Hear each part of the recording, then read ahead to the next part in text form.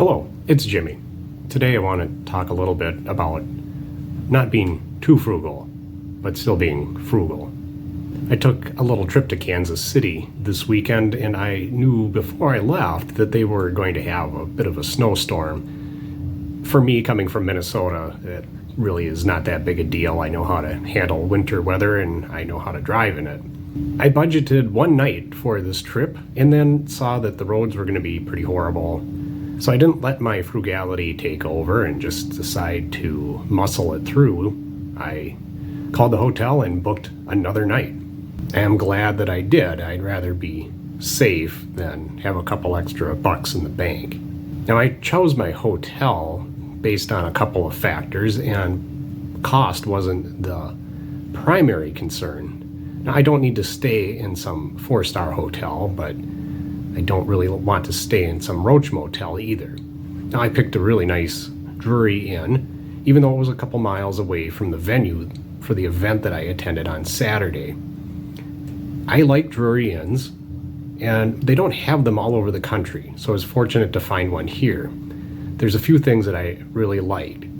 They have breakfast, which is always an important thing, but they also have dinner. They have a 5:30 kickback, I think they call it. And they have some nice dinner items. So that was a good thing to have, especially knowing that I probably wouldn't be able to get out.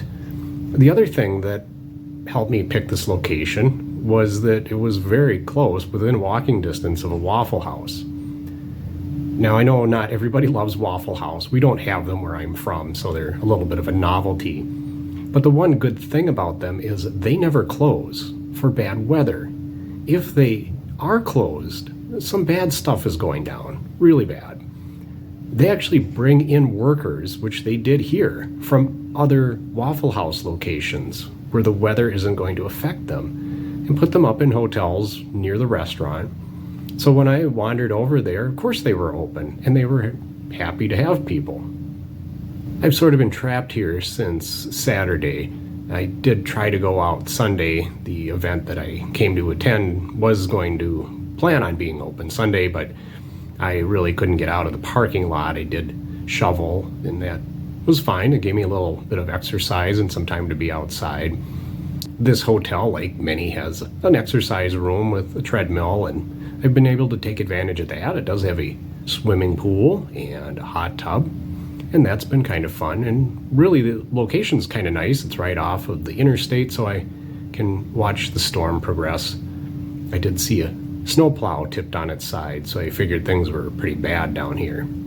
I have plenty of things to read, and there's internet connection, but the source of most of my entertainment has been watching people drive into the closed Wendy's next door, still going up to the menu board and shouting their order for their Baconator and Biggie fries.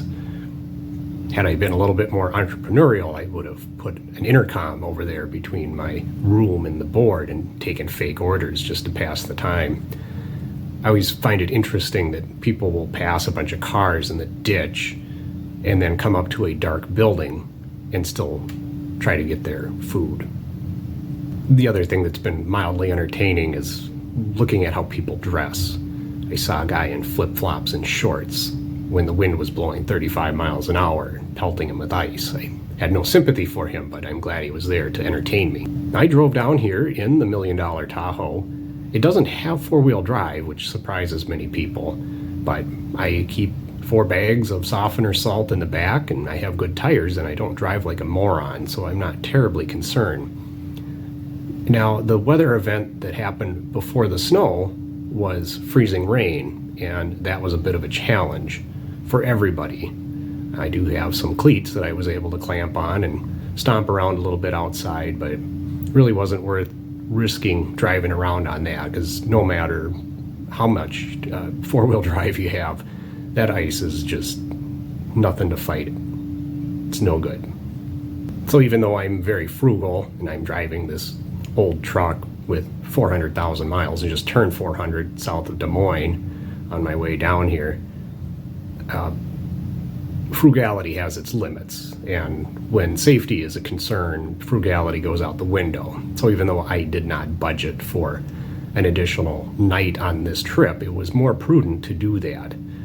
Now, I don't have any concerns about spending $142 for another night, but it's that mindset of being too frugal, which I have sometimes been accused of. But as I move along in my journey here, I realize that you can't be too frugal, and it overrides that safety factor. And it really has been kind of fun. The sun is now starting to come out and things are calming down, and I'm glad that I was able to stay and kind of enjoy the experience as a whole.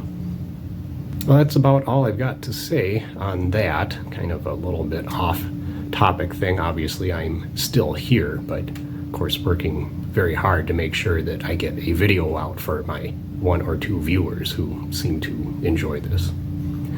As always, thanks for watching, and I hope you're having a great day.